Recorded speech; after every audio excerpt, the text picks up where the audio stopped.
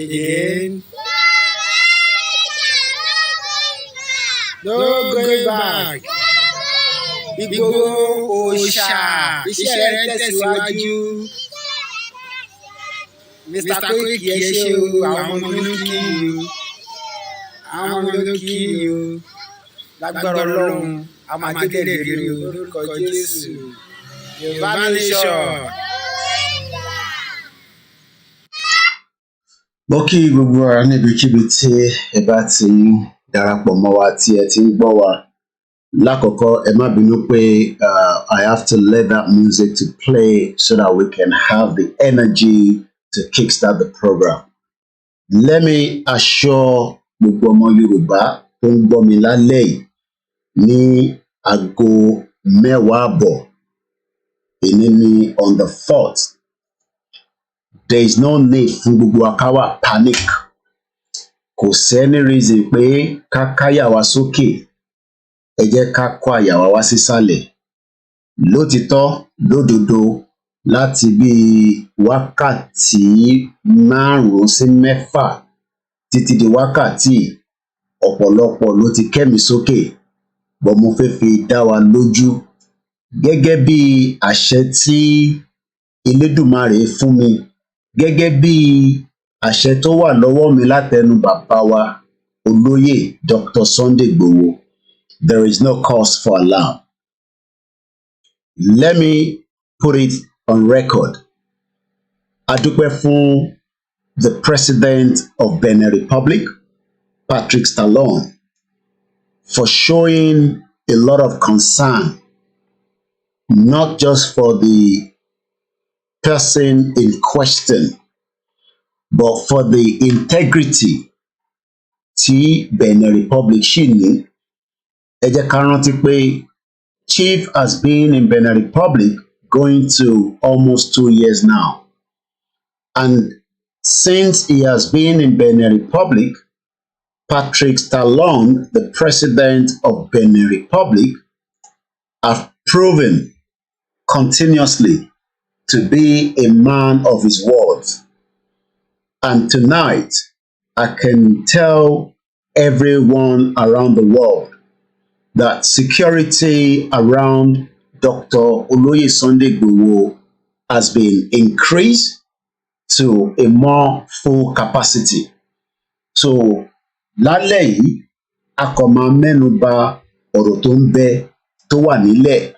Òun náà ni ọ̀rọ̀ kí ló tún fa tí Buhari, he has about 3 weeks tó fi lọ.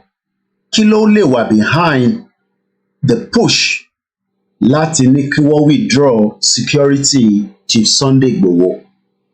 Lẹ́ẹ̀kan sí, let me say thank you so much to the President of Benin Republic, Patrick Talon, once again. Orúkọ mi ni Ọláyọmí Kóìkì, tí gbogbo yín mọ̀ sí koikimedia. And as we all know, I am also privileged to have a very, very important position as the spokesman for Dr. Chief Sunday Igboho. And if anything that you would hear from all our other media is as authentic as whatever I will be saying tonight. But one thing is, nígbà tí news yẹn break out, I had the privilege on the spot during my live transmission in the afternoon. I gave him a call and it was fine. And after the program, he called me back. And I had a bit of brief. Not all the brief needs to go into the public consumption. But in tí Chief ní kí n jẹ́ kí gbogbo ọmọ Yorùbá mọ̀ ni pé President Buhari ó make effort láti jẹ́ kí Benin Republic kó withdraw security tí wọ́n fún wọn. Ẹ gbọ́ mi dáadáa. The President of the Federal Republic of Nigeria is making a lot of effort so that Benin Republic can withdraw the security that Chief has been given since Chief was detained after the federal government had his name on a list that eventually had him stopped. Lẹ́ẹ̀kan sí, ẹ jẹ́ kí n jẹ́ kí gbogbo wa mọ̀ pé the fight tí Chief ń jà tó fi di pé Chief has been in Benin Republic is not his own fight. Kò ń ṣe pé Chief kò gbéra ní ọ̀sánjọ́ kan ló ní òun fẹ́ jà. Ìjà tó ń jà is not a fight for himself. It's a fight that is justifiable. We are not talking about a fight that has any kind of ammunition here. We are talking about a fight to the right to self-determination, which Chief Dr. Sunday Igboho, aka Igboho, has all the right, let me repeat again, all the right in this world, because it is a legitimate fight. The federal government might not be pleased with that. The federal government might not be comfortable with such a fight. Again, according to the United Nations, the right to self-determination will not just be respected by the government, it would also be respected under the human right of Dr. Sunday Igboho. He has his own human right. And for those that probably do not understand what is human right, we will take you through it a little bit tonight.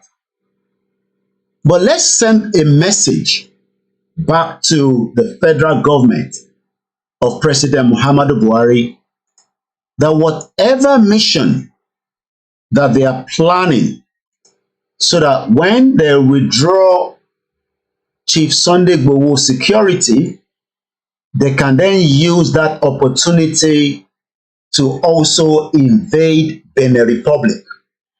That would be a crime that the federal government is committing, because when the government attack Chief Sunday Igboho inside Benin Republic, whether through proxies, whether through whatever means, it then literally means that the Nigerian government have invaded Benin Republic under the international law. Let me put this clearly again to federal government of Nigeria. Your mission has failed, and it has not just only failed, we are also still saying to the international community that for the period of time tí Chief Sunday Igboho máa fi wà ní Benin Republic until when he is ready to have his access to move to a country of his choice or return back to his own fatherland, the federal government must respect two things about Chief Sunday Igboho: his right as an indigenous person under the United Nations Declaration on the Right of Indigenous People. And indigenous people classify that Chief Sunday Igboho, doctor, is under that particular right. Also, the federal government of Nigeria under President Muhammadu Buhari must also respect that not just only as an indigenous person, Chief Sunday, Dr. Igboho also have the right under the United Nations human rights system. And let me quickly touch on the human rights in just a brief. These rights gives life, gives protection, gives whatever can take to protect and safeguard an activist that is not a criminal, which Benin Republic has adhered to, because Benin Republic is working in line with the Geneva Convention of the United Nations Human Rights.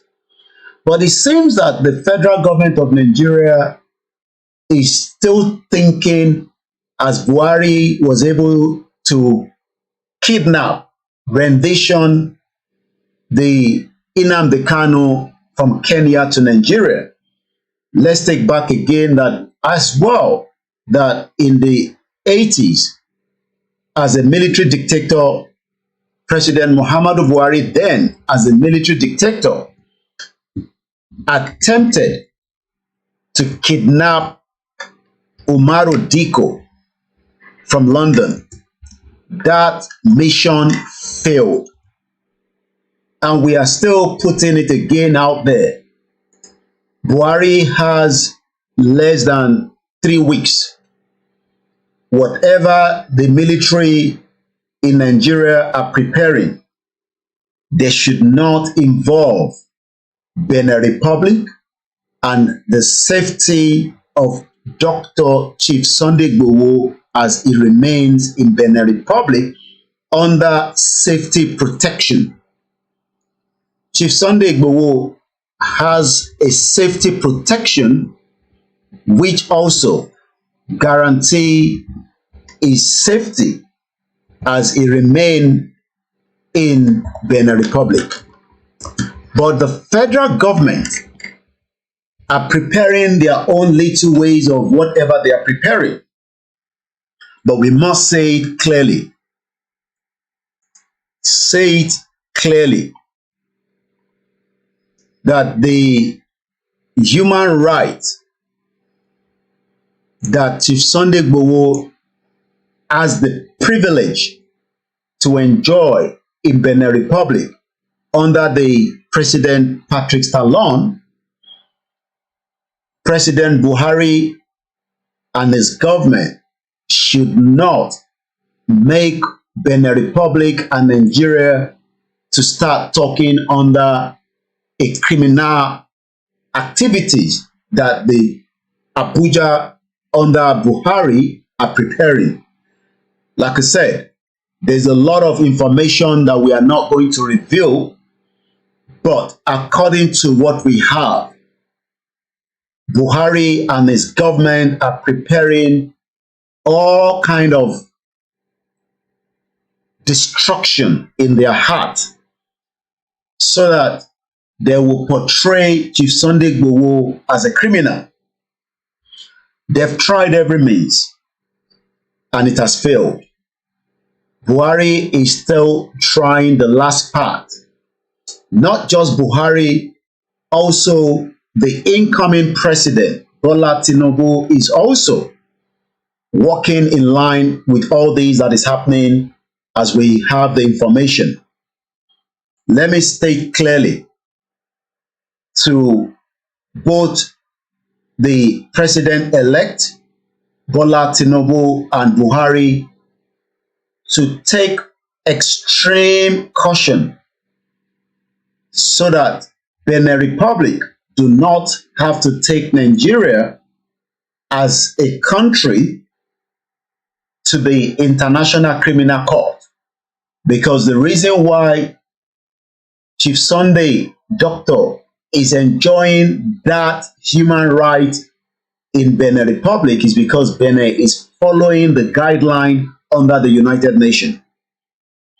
The right of indigenous people that Dr. Chief Sunday Igboho is enjoying have over the past 3 decades, that's about almost 30 years, become an important component of international law and policy. And as a result of the movement driven by indigenous people, which is what Chief Sunday Igboho has fallen to, because he's not fighting because of any other reason than the fact that as an indigenous people that have been subjugated, that have been marginalized, that has also been captured under these human rights law, the federal government would respect that and would not make any attempt to do otherwise. The United Nations human rights system that Chief Sunday Igboho is enjoying presently is not because he's enjoying it, it is part of the right under the United Nations. And this was adopted in 2007 at the United Nations General Assembly. President Buhari should not truncate the last part of the 3 weeks as he's going to be exiting as the president of the Federal Republic of Nigeria. He should not leave the amenity that might lead to where the Benin Republic government and the future relationship with Nigeria would also have a lot of issues based on Dr. Chief Sunday Igboho. Like I said, the United Nations have made it known clearly that human rights system, its mechanism, laws and policies have been at the heart of this development with the bodies such as United Nations and the Working Group on Indigenous populations playing a groundbreaking role, which is continued by the Human Rights Council and its mechanism in cooperation with other key actors like what Dr. Chief Sunday Igboho is enjoying presently in Benin Republic, including the United Nations Permanent Forum on Indigenous Issues. The issue on the ground between federal government and Dr. Chief Sunday Igboho has been won in Ibadan court already. Damages were meant to pay to the tune of 20 billion naira. The federal government has not done anything to such of that money or the case. Likewise, two individuals, those close to Chief Sunday Igboho, were not just only killed. The two bodies, their rights as dead individuals have not been respected by the federal government of Nigeria. And that literally means that as I speak to you all today, which is the 4th day of May 2023, Alhaji Adogon to my left-hand side and Alhaji Fatai to my right-hand side were both assassinated by President Muhammadu Buhari and his government right inside the southwest part of Nigeria in Ibadan precisely. These all happened at the invasion of Dr. Chief Sunday Igboho's home in Soka. Today, we don't know why the federal government of President Buhari have refused a proper burial to these two individuals because the bodies are still with the federal government.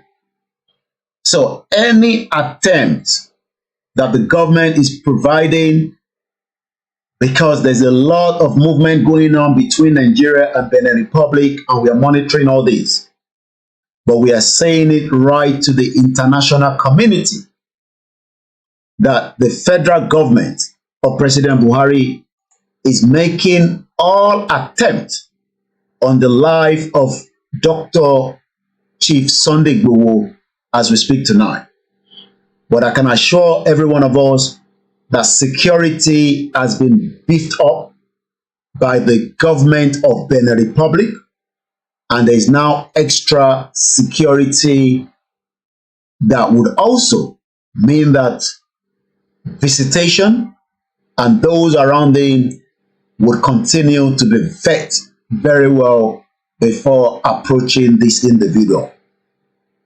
We do know, according to the United Nations, that there are some individuals that needs to be protected. Not just protected, they have to be guided, and Chief Sunday Igboho has fallen into that category as well.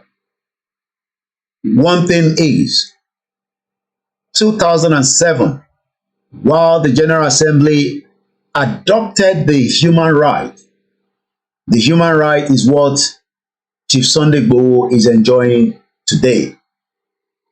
And like I said, fún gbogbo ọmọ káàárọ̀ oòjíire tó ń gbọ́ mi, lótìtọ́ lódodo ni kò ṣe pé wọ́n ní wọ́n sọ, àmọ́ a nídìí láti kó àyà wa sókè nítorí pé ìjọba Benin Republic gbogbo ohun tó yẹ kí wọ́n ṣe gẹ́gẹ́ bí ìdáàbò tí wọ́n fún bàbá wa Dr. Sunday Igboho òun ni wọ́n ń ṣe.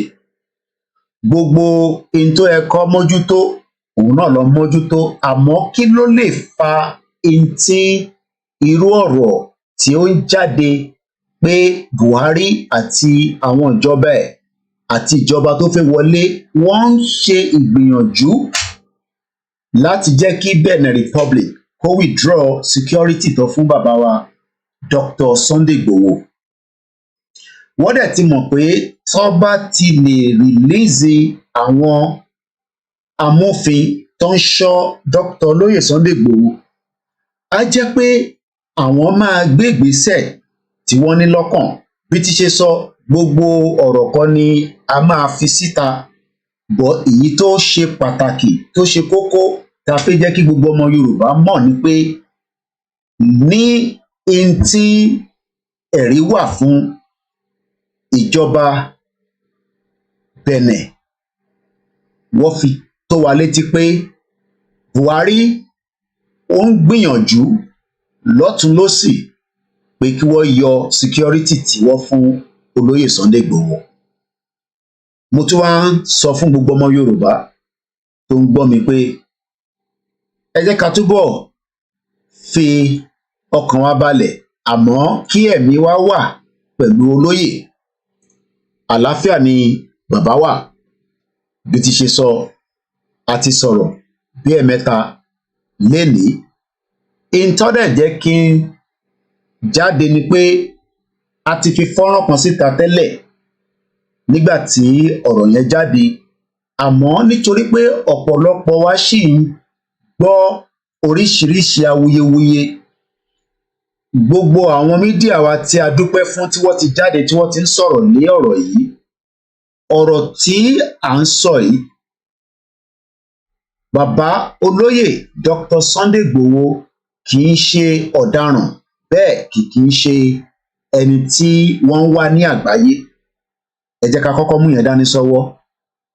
In tó ń fa sábàbí tí wọ́n fi wà níbi tó wà kò ju pé ìjọba Nàìjíríà fẹ́ ṣe ikú pa wọ́n sínú ilé wọn.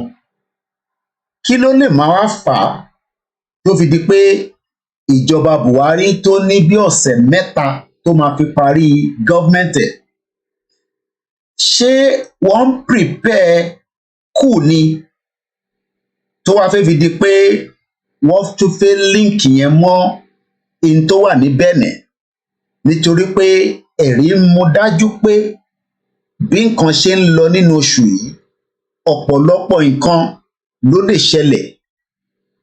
Àmọ́ kí ìjọba Buhari kó má líǹkì gbogbo tí àwọn military bá ń prepare lọ́dọ̀ tiwọn, kó má tún líǹkì ẹ̀ pẹ̀lú èyí tó ti ṣe kalẹ̀ gẹ́gẹ́ bí in tí a ti gbé wọn lọ sí International Criminal Court, because ẹjọ́ ń bẹ ní court tí a gbéjọba Buhari lọ. Irú ẹjọ́ wo la gbéjọba Buhari lọ? Kò ń ṣe Buhari nìkan la gbé lọ sí court. Gbogbo àwọn tó jẹ́ bíi amòfin tó ń bẹ lábẹ́ náà ni wọ́n wà lára àwọn tí a fi ẹ̀sùn kàn lọ́ndà òfin àgbáyé tí a mọ̀ sí International Criminal Court. 3 weeks, ọ̀sẹ̀ mẹ́ta ló kù tíjọba yìí máa fi parí. Kí ni ìjọba yìí tún wá tó fi di pé wọ́n gbé ẹsẹ̀ láti sọ fún Benin Republic pé kó yọ security tí wọ́n fún Ìgbòho kúrò? Nítorí pé tó bá ti withdraw security, á jẹ́ pé Ìgbòho wà open to anything tó lè ṣẹlẹ̀ tí a gbàdúrà ẹ̀. Àmọ́ ẹ jẹ́ kí n rán wa létí pé gbàrà tí wọ́n lọ sílé Dr. Chief Sunday Igboho ní July 1st, 2021, 12 days after that ni àwọn lára àwọn tí a jọ ń ṣe ètò ni wọ́n gbé ìjọba lọ sí International Criminal Court. And all these also have evidence. Kí ni ìdí tá a ṣe gbé wọn lọ sí court? Ẹ jẹ́ kí n sáré brief gbogbo wa fáwa tí a bá rántí, kákọ̀ lè tún fi sínú record, nítorí pé gbogbo ohun tá à ń ṣe yìí ló ń wà documented fún àwọn tó máa ka ìtàn ilẹ̀ Yorùbá lẹ́yìn ìgbà tí gbogbo wa bá dàgbà, tá a bá dògbò, tá a bá lọ síbi tá gbà ń rè, àti pé láti lè fi mú ẹ̀rí pé iṣẹ́ tí wọ́n ń ṣe bọ̀ látìgbà tí a ti gbẹ́sẹ̀ lé Yorùbá Nation, ìyẹn bàbá wa Professor Adébánjí Akíntóyè àti gbogbo àwọn tó rògbà bàbá yẹn. We took the federal government of Nigeria to court, and that all happened right around July 13. July 13, the federal government and Nigeria government of President Buhari was taken to the International Criminal Court. And the purpose of such was to tell the world that the Yoruba people, the indigenous people, have not just been marginalized, but we have also been killed by the government. And this is just the copy of such documentation that we took the government to. The reference number is Oscar Tango Papa Charlie Romeo 290/21. Le Bureau de Procedure, the Office of the Prosecutor of the International Criminal Court, The Hague, on the 13th of July 2021. Dear Sir and Madam, the Office of the Prosecutor of the International Criminal Court acknowledges the receipt of your document and letter. This communication has been duly entered in the communication register of the office. We will give consideration of this communication as appropriate in accordance with the provisions of the Rome Statute of the International Criminal Court. Please note, this acknowledged letter does not mean an investigation has been opened, nor that an investigation will be opened by the Office of the Prosecutor. As soon as a decision is reached, we will inform you in writing and provide you with the reasons for this. Yours sincerely, Mark P. Dillion, Head of Information and Evidence Unit, Office of the Prosecutor. This was addressed to Ade Omojola, under the OAPC law. Eléyìí tí à ń mú wá yìí, òun ni ẹ̀rí tó dájú tí àwọn tá à ń pè ní Yoruba Strategic Alliance tó put together láti sọ fún ìjọba àgbáyé pé olóyè Dr. Sunday Igboho àti gbogbo àwa tí à ń béèrè fún ẹ̀tọ́ wa tíjọba Nàìjíríà tó ń ṣe kíni tó undermine wa is something that to ignore evil is to also become accomplice to it as well. Once again, the communique for the Office of the Prosecutor regarding the application to the International Criminal Court by Aderemilekun Omojola, attorney at the law of US for the Yoruba Strategic Alliance and the undersigned Yoruba Civil Society Groups. Kí ni ìdí pàtàkì? Nítorí pé bí ti ṣe sọ, Chief Sunday Igboho is not fighting for himself. He's fighting for the Yoruba people. And this has led to him being the target, not today, not yesterday, but from the day one that he asked the same right that all countries around the world are also asking, which is under the right to self-determination. The bone of the severe, ongoing, essential violence, the insecurity that is suffered by the Yoruba at the hands of the Fulani, why the Fulani-dominated government, which has become a level in the hands of the Yoruba, in the hands will be Fulani conspirators, is a complicit in this acute and evil ambition. The Yoruba Strategic Alliance for Justice under the Roman Statute hereby files this submission and notice of request to the International Criminal Court for number one, the prosecutor to act pursuant to Article 15 and 2, and number two, to initiate the court jurisdiction to investigate pursuant to Article 15 and 3, And number 3, the court to exercise its jurisdiction pursuant to Article 13C over the following government officials of the Federal Republic of Nigeria. So we are literally saying that Buhari, you already have a case, not just yourself alone. Ahmed Ibrahim Ali, the Control General of the Custom, Ibrahim Kontu Idris, former Inspector General, the police former Inspector General, Muhammadu Adamu, the police former Inspector General, Usman Akil Baba, the police current Inspector General, Buratai Toka Yusuf, the former Chief of Army Staff, that is currently also making the push because he's currently the Nigerian ambassador to Benin Republic.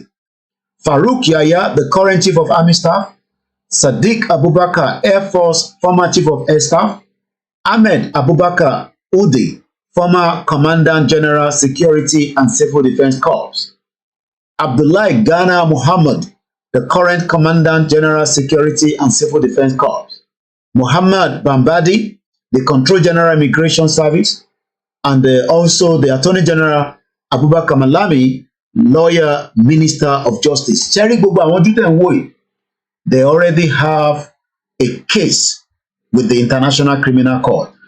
But if they continue and it end up that an attack happened in Benin Republic, then the federal government is not just going to be facing more international situation with Benin Republic, but also with the Yoruba people that are asking for the right to self-determination.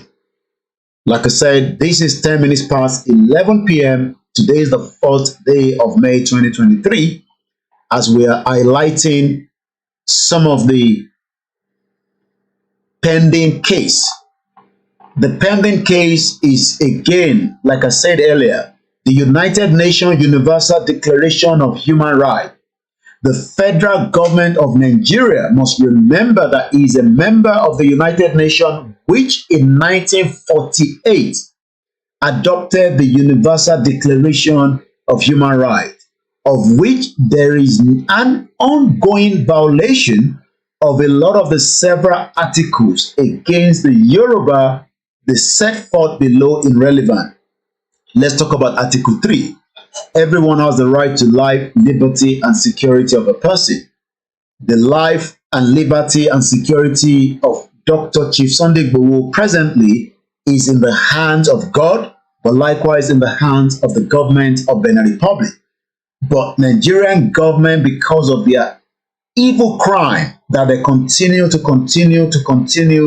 commit, are planning to make an attack into Benin Republic and then foil that onto Chief Sunday Igboho. We are saying it clearly to the federal government that any attack that occurred within the vicinity of Chief Sunday Igboho or outside his vicinity, the federal government of Nigeria will be held responsible for such an attack.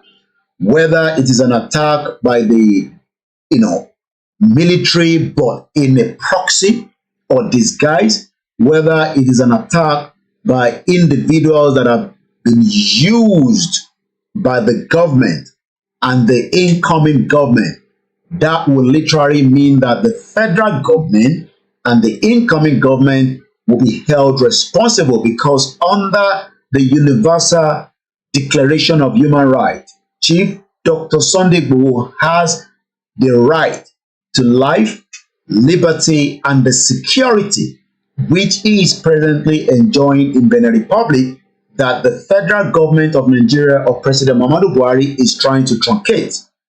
President Buhari must remember that Nigeria is a member of United Nations, and we must remind him that Article 3 of these human rights gives what it takes for the protection, the continued protection and guarantee of Chief Sunday Igboho. Fún gbogbo ẹ̀yin ọmọ Yorùbá tí àlàyé tá à ń ṣe níbí báyìí, òun ni pé Nàìjíríà gẹ́gẹ́ bí signatory fún United Nations, United Nations dẹ̀ ti jẹ́ ká mọ̀ pé ní 1948 ni wọ́n pe tán sọ pé Universal Declaration of Human Rights. Human Rights, ẹ̀tọ́ ọmọ ènìyàn, ẹ̀tọ́ tí bàbá wa Dr. Chief Sunday Igboho tí wọ́n ń jẹ ní Benin lọ́wọ́lọ́wọ́, ẹ̀tọ́ yẹn ni ìjọba Buhari fẹ́ truncate. Ìjọba Buhari fẹ́ lo ọ̀pọ̀lọpọ̀ àwọn machinery tó máa penetrate wọnú Benin Republic, àmọ́ a fi ń tó wọn létí pé bó bá ṣẹlẹ̀ bóyá ní tòsí bàbá olóyè Sunday Igboho àbí tí kò bá ti ń ṣe tòsí wọn, ibikíbi tó bá ti ṣẹlẹ̀ wọn ò gbọ́dọ̀ sọ pé Chief Sunday Igboho ló ṣe é, nítorí pé ẹ̀rí ti wà pé ìjọba Buhari àti ìjọba tó ń bọ̀ wọ́n ń try pé kí wọ́n gbé ìta máa pè ní màdàrú wọnú Benin Republic àti gbogbo àyíká ẹ̀. Gbogbo tó bá ṣẹlẹ̀ kò ní ọwọ́ Chief Sunday Igboho nínú, nítorí pé he is not a criminal and is also must be given the Article 3 that says clearly that everyone has the right to life, liberty and security. Gbogbo tó bá ṣẹlẹ̀ ní wákàtí títí di May 29 tí wọ́n prepare, tí wọ́n try láti ṣe fúnra wọn, kó má involve bàbá wa olóyè Sunday Igboho, nítorí pé látìgbà tó ti wà nínú Benin Republic kò tí ì láǹfààní àti padà sínú Nàìjíríà. Inú Benin náà ló ń gbé, ló ń sùn, gẹ́gẹ́ bí in tí ó ń lò lọ́wọ́lọ́wọ́ tó ń pè ní Article 3. Article 3 tí bàbá wa olóyè Sunday Igboho láǹfààní àti máa jẹ òun ni right to life, nítorí pé Benin Republic kò lè guarantee pé tí wọ́n bá fún Nigerian government ní Chief Sunday Igboho nígbà tí wọ́n mú wọn ní Benin, his right to life will not be guaranteed. Not only that, wọ́n lè guarantee liberty Dr. Chief Sunday Igboho. Likewise, èyí tó ṣe kókó tó ṣe pàtàkì ni pé wọ́n lè guarantee security mọ́. Ìdí tí wọ́n ṣe jẹ́ kí ìjọba Nàìjíríà kó hand over wọn fún. Lẹ́ẹ̀kan sí màá tún sọ pé gbogbo ọmọ Yorùbá tó ń gbọ́ wa lálẹ́ yìí àti gbogbo àwọn tí ẹ ti gbọ́, ẹ má jẹ́ ká fòyà, ẹ má jẹ́ ká bẹ̀rù. Bí ṣe ń bá yín sọ̀rọ̀, security has been beefed up within the environment of Chief Sunday Igboho, Doctor, and likewise those that you are not going to see in uniform that are also monitoring his location. As I speak to you right now, he's not in any threat to his life, but we must say it clearly pé eléyìí tí wọ́n tún ṣe fi gbé jáde ó ní ọwọ́ not just Buhari nínú, ó lọ́wọ́ Tinubu náà nínú, and I'm saying it clearly that they must be very, very careful kí wọ́n má dá ìjà láàrin àwọn ọmọ Yorùbá tó ń bẹ nílùú Benin Republic àti ọmọ Yorùbá tó ń bẹ ní inú Nàìjíríà, nítorí pé ọmọ ìyá kan náà ni àwa méjèèjì. Once again, Article 5, no one shall be subjected to torture or to cruel, inhumane or degrading treatment or punishment. Màá fi tó yín létí pé a ti rí ẹ̀rí tó pọ̀ dáadáa nínú ìjọba Buhari pé wọ́n ti maltreat àwọn ọ̀pọ̀lọpọ̀ èèyàn, nítorí pé tá bá rántí ìṣẹ̀lẹ̀ tó ṣẹlẹ̀ nígbà EndSARS, that is called cruel, inhumane and degrading treatment or punishment. Àwọn tó ń béèrè fẹ́tọ̀ wọn gẹ́gẹ́ báwa náà ṣe ń béèrè fẹ́tọ̀ wa, during the EndSARS, the federal government decided with the governor of Lagos State, Babajide Sanwo-Olu, by taking the military, switch off the light, open fire, and so many people got not just wounded, people were killed. As we speak today, justice have not been served. These are some of the reasons that have been presented already to Benin Republic, and that is why they've refused to allow the federal government to take Igboho. Nígbà tí wọ́n ti láǹfààní àti rí Igboho mú nínú Benin, they are now using what we can call a proxy fight. Proxy fight literally means that there are so many agents of people working with the government. You will see them coming out, wọ́n máa label oríṣiríṣi allegation against Igboho, and eventually, since they could not get the Benin Republic to work on their side, they might then be planning to do a different tactics. But like I said, there is no cause for alarm because extra security has been beefed up around Chief Sunday Igboho, Doctor. But let's go back again to Article 5. The Article 5 says, no one shall be subjected to torture. Millions of Nigerians have been subjected to torture under the government of Buhari in the last 8 years. Nigerians have gone into more, poverty, inflation, and also insecurity. And as I speak to us tonight, there are more Nigerians that have been killed because the government could not take good care of its citizens. Let's talk about Article 7. All are equal before the law and are entitled without any discrimination to equal protection of the law. We know that federal government of Nigeria under President Muhammadu Buhari has not just failed in the law itself, it has also abused the law by kidnapping, rendition, Nnamdi Kanu from Kenya, which also violated international law. Nnamdi Kanu is still not allowed to make use of the law in Nigeria because the law has already acquitted and discharged. Tó bá sọ pé èèyàn wà acquitted and discharged, that means pé kò ní ẹ̀sùn kankan lórí. But the federal government of President Buhari have refused to abide by the equal before the law and likewise discrimination because Nnamdi Kanu was kidnapped, rendition back. This also is the reason that Patrick Stallone continued to give the security and also protection of Dr. Chief Sunday Igboho. Let's talk about Article 8. Everyone has a right to an effective remedy by the competent national tribunal for act violating the fundamental right granted him by the Constitution or by law. Let's talk about the Article 8. Everyone has a right to an effective remedy. Ǹjẹ́ gbogbo ọmọ Nigeria, are you making use of any remedy? Because we know that in Oyo State, people that were participating in a peaceful rally end up spending 2 years even after the EndSARS have ended. Evidence is there, you can all go and check it. I'm talking about from the state level now. The governor of Oyo State decided to allow a prison break where Iskilu is nowhere to be found. But innocent Nigerians, specifically Yorubas, were kept in the prison during the EndSARS. And today, Article 8 literally means that these individuals have not been guaranteed their fundamental right.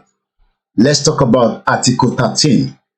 Everyone has the right to freedom of movement and residence within the borders of each state.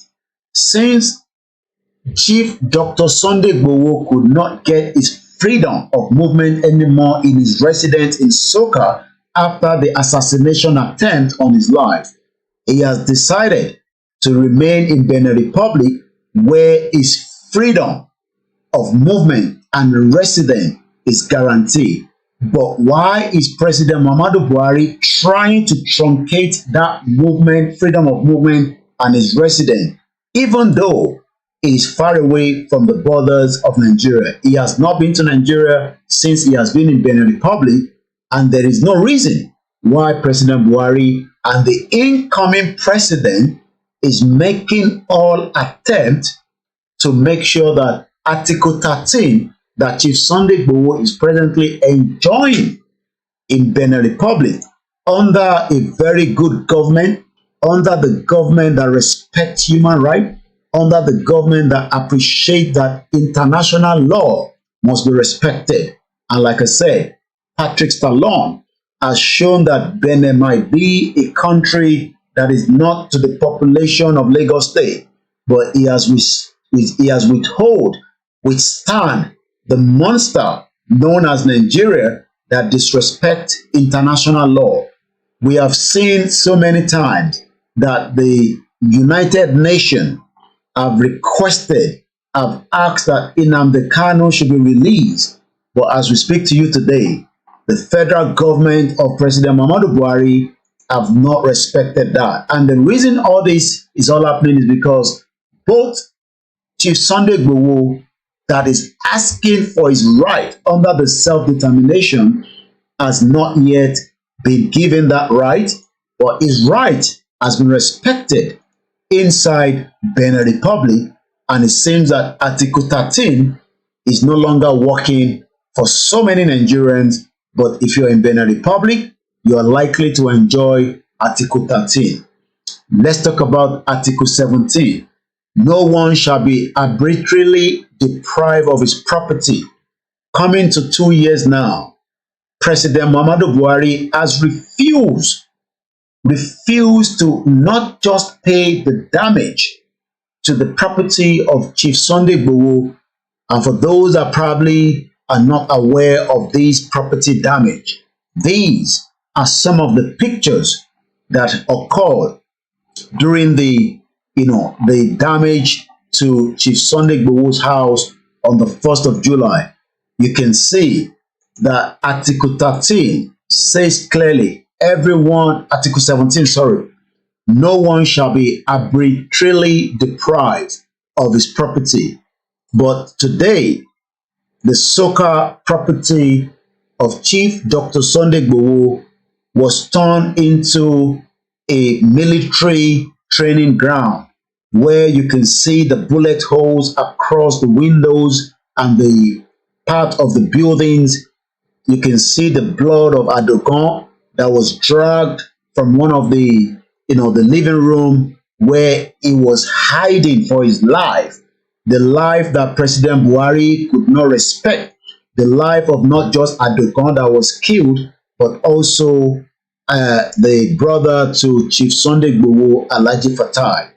These two lives, as we speak to you, the bodies are still with the federal government. The question is, what has been the offense of these individuals that the family cannot even give them the last right, which is the right to burial according to their religion? This blood that you are seeing right now is the blood of Adogon that was literally dragged all the way from where he was assassinated, and then the body was not even respected. These are more different, bullets. And the question is, how did we get to where a country like Nigeria refused to respect not just the right of the citizen, but the right to life?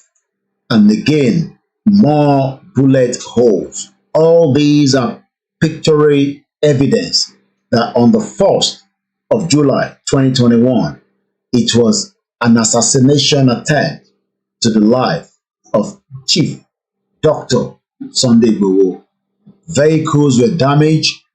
His living room was turned upside down into a training ground.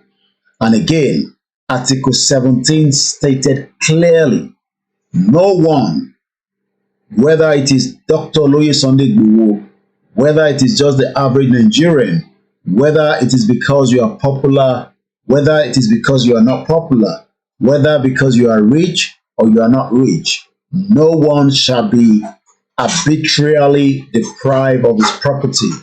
But President Buhari, on the 1st of July, with some of the Yoruba politicians, decided to take the law into their hands to assassinate Chief Sunday Igboho by no evidence. Let me remind you, we have as many of so different terrorists that are operating in Nigeria today, but the government has failed to protect each one of them. The question then is, why has President Buhari left the most important part to protect Nigerians, but rather he has used more of his time to disrespect the right of Nigerians? Once again, this is not the goat or a cow cut blood. This is the blood of those that were killed right inside Chief Sunday Igboho's residence in Soka on the 1st of July, just about 72 hours before the rally that will have been held in Lagos State. Igboho ti béèrè pé ẹ̀ṣẹ̀ wo lòun ṣe tí ó fi wàrántì kí ẹ pa èèyàn sínú ilé òun. Ìyẹn àkọ́kọ́, ẹ̀ṣẹ̀ wo lòun ṣe láti béèrè ẹ̀tọ́ òun, nítorí pé ìbéèrè ẹ̀tọ́ ẹ̀ ó máa wà nínú ìwé òfin àgbáyé tí a ti fi ń wọ́nra wa láti ìgbà. Lẹ́ẹ̀kan sí, ọ̀pọ̀lọpọ̀ ìbọn ló rélu inú ilé bàbá wa Sunday Igboho. Bá dẹ̀ ti ṣe ń sọ, ẹni tí Article 17 sọ London United Nations ni pé gbogbo èèyàn gbọ́dọ̀ di pé kò ní ní access sí property ẹ̀. À ń fi gbogbo eléyìí ràn wá nítorí pé ó dàbí ìgbà tá a bá ní àwa kan ti gbàgbé pé ikú ó wọnú ilé, ó tọ Àdògán, ó tọ Alhaji Fatai, àwọn tó súnmọ́ olóyè pẹ́kípẹ́kí. Òkú wọn bá ṣe ń sọ̀rọ̀ lẹ́yìn bí ọdún méjì àìtí rí òkú yẹn gbà. Kọ́lọ́run bá wa dúró ti àwọn mẹ̀lẹ́bí wọn. Lẹ́ẹ̀kan sí, ọ̀pọ̀lọpọ̀ ìbọn ló ré wọnú ilé bàbá wa Dr. Olóyè Sunday Igboho. Àwọn wíńdò kò tẹ́ ń ṣe pé wọ́n yìnbọn fún, wọ́n lo sledgehammer, òun ló fi yọ wá sílẹ̀. Ọ̀pọ̀lọpọ̀ roof ni wọ́n bàjẹ́, ilẹ̀kùn wọ́n gbọ́n yọ. Gbogbo ilé ni ìbọn, ọta ìbọn lórí lù. Mọ́tò, ilé, gbogbo ẹ̀, ẹ̀jẹ̀ Àdògán òun lélẹ̀ tẹ́ ń wò yìí. Gbogbo àwọn tí wọ́n ti gbàgbé pé wọ́n pààyàn sínú ilé Dr. Olóyè Sunday Igboho rí, ẹ̀jẹ̀ Àdògán, lẹ́yìn ìgbà tí wọ́n pa Àdògán tán, wọ́n wá wọ́ òkú yẹn. Ẹ rí i pé wíwọ́ ni ẹ̀jẹ̀ yẹn pẹ̀lú bọ́dì ẹ̀ lọ́ fi jù sínú mọ́tò. Bí a ti ṣe ń sọ̀rọ̀ títí di wákàtí, ìjọba Nàìjíríà tí ẹni tó jẹ́ adarí ẹ̀, ìyẹn President Buhari, kò tíì fún wa níbi tí òkú yẹn wà kí a lè sin wọ́n gẹ́gẹ́ bí ìlànà tí wọ́n ń ṣe. Lẹ́ẹ̀kan sí, ọ̀pọ̀lọpọ̀ ẹ wo gbogbo òkè, ọta àbọn òun lẹ̀ ń wò yẹn, nítorí pé ìtọ́ bá wá, wọ́n fẹ́ pa bàbá wa Olóyè Sunday Igboho mọ́nú ilé ni. Lẹ́ẹ̀kan sí, oríṣiríṣi mọ́tò tó ń bẹ nínú ilé, kò síbi tí ìbọn ò bà, nítorí pé àwọn tó wá wọ̀ kì í ṣẹyọ kan, bẹ́ẹ̀ wọ̀ kì í ṣe méjì. A wá ń béèrè lọ́wọ́ gbogbo ẹ̀yin ọmọ Yorùbá pé ẹ̀ṣẹ̀ wo gan ni Dr. Olóyè Sunday Igboho ṣe tó fi di pé adúrú intótó yìí ni ìjọba Buhari ló lọ fi kọlù wọn mọ́nú ilé? Kí ni ẹ̀ṣẹ̀? Ẹ wo intern sọ fún wa ni pé Buhari sì tún fẹ́ máa gbégbésẹ̀ lẹ́yìn ọ̀sẹ̀ mẹ́ta tó fẹ́ parí ìgbésẹ̀ tiẹ̀, ló tún wá ń ṣe pé wọ́n tún gbìyànjú láti dá wàhálà míì sílẹ̀ láàrin Yorùbá sí Yorùbá tó ń bẹ nílùú Benin látìgbà tí bàbá wa ti wà nínú Benin. A gbọ́ ẹni wàhálà débi pé wọ́n máa ní bàbá wa Sunday Igboho ló ń dá wàhálà sílẹ̀. Kí ló wá dé tí Buhari àti èyí tó ń bọ̀ tí a mọ̀ sí Bọ́lá Ahmed Tinubu, kí ló dé tí wọ́n wá jọ ń gbèrò pé kó dá wàhálà sílẹ̀ kí wọ́n lè sọ pé Ìgbòho ló dá wàhálà sílẹ̀? Lẹ́ẹ̀kan sí, a máa fi tó gbogbo ọmọ àgbáyé ẹ̀jẹ̀ tẹ́ ń wò yìí kò ń ṣe ẹ̀jẹ̀ adìyẹ bẹ́ẹ̀ kò ń ṣe ẹ̀jẹ̀ ewúrẹ́ ẹ̀jẹ̀ ènìyàn tí wọ́n pa sínú ilé nìyẹn bá a ṣe ti ń sọ fún gbogbo wa pé àwọn tí wọ́n kó lọ níjọ́ náà lọ́hùn ẹ rántí pé wọ́n kó pọ̀lọpọ̀ lọ Alhaji Fatai tó gẹ́gẹ́ bí màmá àbúrò màmá wọn wọ́n ṣaláìsí nínú ilé náà níjọ́ tí ọjọ́ burúkú tá à ń sọ ẹ̀ a wá ń sọ fún gbogbo ọmọ Yorùbá pé Adògán tó jẹ́ business partner àti olólùfẹ́ bàbá wa olóyè Sunday Igboho òun náà lẹ̀ ń wò yìí ẹ̀jẹ̀ òun ni aṣètúfín wọ̀nyí ẹ rí pé ẹ̀jẹ̀ yẹn wọ́n wọ láti inú ilé láti wọ síta ọ̀pọ̀lọpọ̀ ti gbàgbé pé irú ìṣẹ̀lẹ̀ báyìí ó wáyé rí lára àwọn tó kó lọ náà ni ẹ̀ ń wojú wọn ní bíbà lẹ́ẹ̀kan sí ẹgbọ́n tí Article 17 sọ no one shall be arbitrarily deprived of his property ṣe rí pé ọdún méjì nísìn bàbá wa olóyè Sunday Igboho kò tí ì láǹfààní kankan láti tẹsẹ̀ sínú àgbàlẹ̀ ní sókà nítorí pé kíni nítorí pé ìṣẹ̀lẹ̀ tó ṣẹlẹ̀ bá ti ṣe ń bá ètò yẹn lọ mo fẹ́ ká máa fi ẹ̀mí bá lọ pé ẹ̀ṣẹ̀ wo gan ni Ìgbòho ṣe kí ló lè fa ètò détò yìí tí Buhari wọlé ní pé àfi dandan a dúpẹ́ lọ́wọ́ gbogbo àwọn èèyàn wa àti wá dúpẹ́ lọ́wọ́ ìyá wa Lady K Ìfẹ́olúwa tí wọ́n ta wá lómi jí níjọ́ ọjọ́ burúkú tí à ń sọ yìí ẹ wo inú àgbàlá Ìgbòho ara àwọn tó kó lọ náà ni ẹ̀ ń wò lọ́tún lósì kọ́lọ́mbà àforíjì Àdògán kọ́lọ́mbà àforíjì Alhaji Fatai kọ́lọ́ foríjì gbogbo àwọn tó ti kú kódà bíyàn bá pa ológbò nílùú òyìnbó a ní irú human right tí animal náà ní animal right wà àmọ́ ní Nàìjíríà Buhari ò respect human right báwo ló ṣe wá fẹ́ respect animal right and like I said this is why we are coming out just as all our medias have been out just to portray that kí Buhari àti Bọ́lá Ahmed Tinubu kó má dá wàhálà sílẹ̀ láàrin àwa tí a jẹ́ ọmọ Yorùbá tí a wà ní inú Nàìjíríà àti ọmọ Yorùbá tó ń bẹ nínú Benin Republic bí a ti ṣe ń mú àwọn àwòrán ìwá sílẹ̀ máa tún sáré padà sí the last part Article 23 everyone has the right to work to free choice of employment bá ti ṣe ń sọ̀rọ̀ lénìí Nàìjíríà kò wà fún bàbá wa lóyè láti jẹ́ kó ṣe iṣẹ́ kankan àkáǹtì ilé owó wọ́n ti tì í pa bẹ́ẹ̀ kẹ̀rí gbogbo ohun tó ń pè ní bísínẹ́sì wọn ó ti wà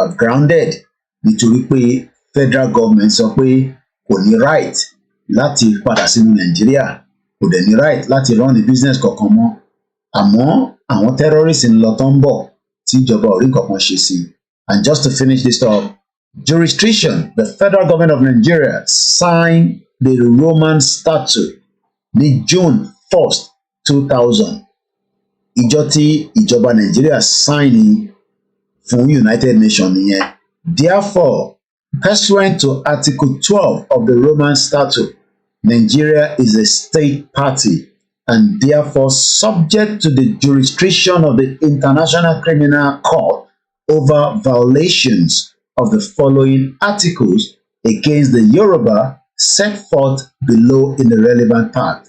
Article 6, genocide, killing members of the group. B, causing serious bodily or mentally harm to members of the group. C, deliberately inflicting on the group conditions of life calculated to bring about physical destruction in a whole part. And that goes on and on and on. Let me state clearly that Igboho will not be a stake for the federal government. Tí federal government bá ń wá àwọn tó fẹ́ fi ṣe stake tó fẹ́ fi ṣe súyà tó fẹ́ fi ṣe in tó máa di pé wọ́n á máa fi lébẹ́lì olóyè àfi tó federal government pé You have failed woefully. Gbogbo plans yín pátápátá has been exposed, and we will continue to highlight these plans because this plan is not conducive for not just Igboho, also those surrounding him, and likewise Professor Adebanji Akintoye. Ibi tí a máa rí mọ ní alẹ́ yìí nìyẹn. Lẹ́ẹ̀kan sí i, mo fẹ́ kí gbogbo wa ká fi ọkàn wa balẹ̀ nítorí pé bí ìjọba Nàìjíríà ṣe ń gbé ẹsẹ̀, tó bá ti ń gbé ẹsẹ̀ yẹn, a máa fi tó gbogbo ọmọ Yorùbá létí and the whole international community from the African Union up to the United Nations, up to the ECOWAS, up to the European Union, up to any other international forum. This is how far we can go tonight. And like I said, we will continue to keep an update. But lẹ́ẹ̀kan sí, Chief Sunday Igboho is doing very well, but we will keep you up to date should we have any other update. Thank you so much for staying tuned with us tonight. Thank you so much for going through with us in the last an hour, 20 minutes. This is the breaking news, and this is the breakdown to what has happened in the last few hours so that the clarity is almost not going to be different from what you've heard before. My name again is OLAMILEKAN, the spokesman for Dr.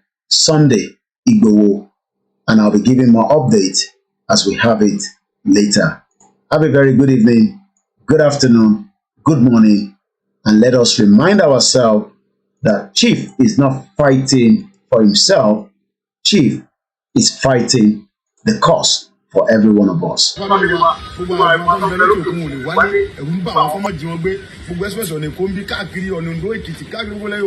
Fúlàní jí wa gbé wọn pa wá, so ìdí nìyí tàbí òfin ọbẹ̀ tàkà wọ ọ̀dọ́ ká jáde fúnra ká fáìtì ẹ̀tọ́ wa ká béèrè ráìtì wa lọ́wọ́ àkókò yìí, so ìdí nìyí tí mo fi ń ṣe pé ẹni Fúlàní ẹ̀sìn náà ajínigbé ni ó kò lórí ilẹ̀ Yorùbá. Igangan báyìí ṣé ẹ lè sọ pé peace ti padà síbẹ̀ báyìí. Àlàáfíà ti wà ní gẹ́gẹ́ àwọn ará gàngán confirm ẹ̀pá àlàáfíà ti wà, so kéde ẹ̀sìn bẹ̀ nìkan mo sọ tẹ́lẹ̀ síwájú pé kì í ṣe ìgàngán nìkan ni àjẹ kára gbogbo ilẹ̀ Yorùbá pátápátá lápapọ̀ láti máa béèrè. Ẹ jẹ́ ká dúpẹ́ lọ́lọ́ ká dúpẹ́ lọ gómìnà Ògùn state náà fúnra wọn náà sọ pé àwọn nífẹ̀ẹ́ wọ́n fi hàn pé àwọn nífẹ̀ẹ́ àwọn tí àwọn ń ṣèjọba lé lórí, because tí gómìnà bá nífẹ̀ẹ́ àwọn mẹ̀kúnnù tó ń ṣèjọba lé lórí Ògùn state kò ní gbà wá láì pé káwá fèsì àwọn Fúlàní ẹ̀sìn mẹ́rin náà, so fúnra ìjọba ló sọ pé ó ti tó gẹ́ fáwọn Fúlàní ẹ̀sìn mẹ́rin torí pé àwọn tóun ń ṣèjọba lé lórí lẹ̀ ń pa, so ìdí nìyí tàbí wá sóògùn state lé ní. ṣé táwọn pàdé ẹ ti rí gómìnà báyìí? mi tí ì rí wọn, but èmi ò pé ibi tójú ìjà bá wà lẹ́ka kọ́kọ́ lọ tàbá lé àwọn Fúlàní tàbá lé tán a máa padà lọ bájọba láti kí wọn. àtẹwọ́ a lọ sí yewa lánàá báyìí torí pé a rí pé ibẹ̀ gangan ni àwọn Fúlàní ajínigbé yìí ni wọ́n ti ń ṣe jàǹbá fáwọn ọmọ Ògùn state púpọ̀ jù, tó ibẹ̀ gangan là ń lọ sí báyìí.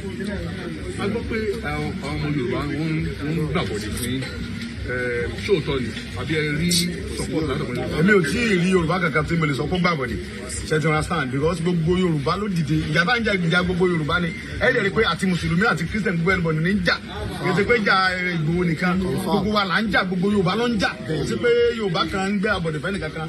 káde dúpẹ́ lọ́gbọ́ àwọn tó wà ní diaspora rí gbogbo ọ̀nà dìde tán, so gbogbo àwọn ọba náà ti dìde, gbogbo àwọn ọba ti dìde, everybody ti dìde, kò sí pé bóyá Ààrẹ Ọ̀nà Kakanfò náà dìde ó ń bínú, so gbogbo àlà ń bínú papọ̀, kì í ṣe pé Yorùbá kan ń ságbàbọ̀dẹ̀, so ìjà bá ń jà ìjà gbogbo Yorùbá ni ọ̀dẹ̀ ti dópin ẹ̀ náà kò sẹ́ náà. Which is it for you, Dr. Obadiah? Do you think the government is unwilling or unable to protect the people of Southern Kaduna?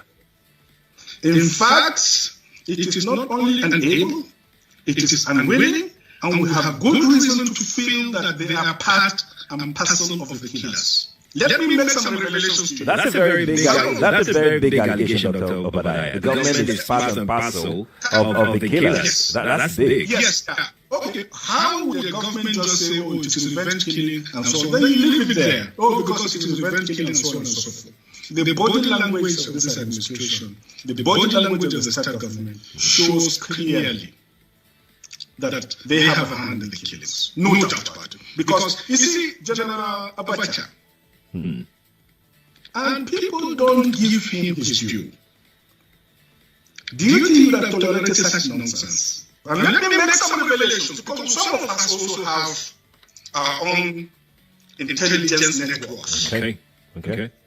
Have met with some of the bandits. We have met with some of their high commanders. One or two who have repented. They have sat down with us, not once, not twice. They told us that one of the northern governors is the commander of Boko Haram in Nigeria. Boko Haram and the bandits are one and the same thing. They have a sophisticated network. During this lockdown, their planes were moving up and down as though there was no lockdown. Moving ammunitions, moving logistics, moving money, and distributing them in different parts of the country. They are already in the south, in the rainforests of the south. They are everywhere. They told us that when they finish these rural killings, they will move to phase 2.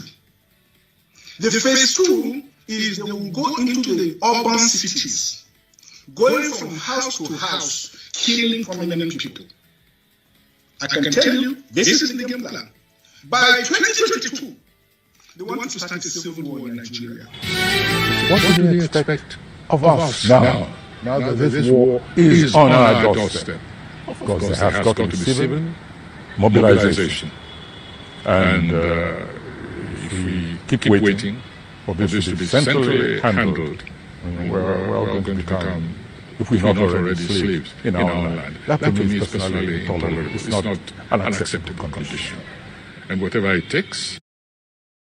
Perhaps singular among this body's achievements stands the Universal Declaration of Human Rights, which is the standard by which our forebears challenged us to measure ourselves. They made clear in 1948, human rights are the basis for all that we seek to achieve. And yet today, in 2022, fundamental freedoms are at risk in every part of our world. From violations of Xinjiang, detailed recent reports by the Office of the UN High Commissioner, to the horrible abuses against pro-democracy activists and ethnic minorities by the military regime in Burma, to the increased repression of women and girls by the Taliban in Afghanistan. And today, we stand with the brave citizens and the brave women of Iran, who right now are demonstrating to secure their basic rights. But here's what I know. The future will be won by those countries that unleash the full potential of their populations, where women and girls can exercise equal rights, including basic reproductive rights, and contribute fully to building stronger economies and more resilient societies, where religious and ethnic minorities can live their lives without harassment and contribute to the fabric of their communities, where the LGBTQ plus individuals live and love freely without being targeted by violence, where citizens can question and criticize their leaders without fear of reprisal. The United States will always promote human rights and the values enshrined in the UN Charter in our own country and around the world. Every one of us must rise up. The armed forces are not neutral. They collude. They collude. They collude with the armed bandits. They kill people, kill Nigerians. They facilitate their movements. They cover them. If you are depending on the armed forces to stop the killings, you will all die one by one.